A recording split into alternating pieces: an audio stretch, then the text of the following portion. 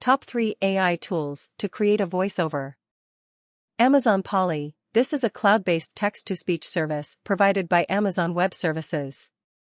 Amazon Polly offers a variety of natural-sounding voices in multiple languages and allows you to customize the voice with different accents, intonations, and styles.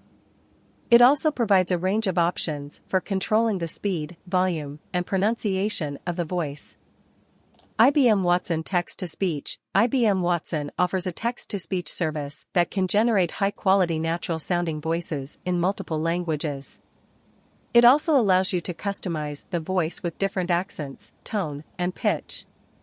With IBM Watson, you can also control the speed and volume of the voice, as well as insert pauses and other audio effects.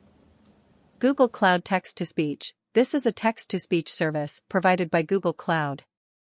It offers a range of natural-sounding voices in multiple languages and allows you to customize the voice with different intonations, speaking styles, and accents. It also provides options for controlling the speed, volume, and pronunciation of the voice, as well as adding audio effects. All of these tools offer easy-to-use APIs that you can integrate into your applications or websites.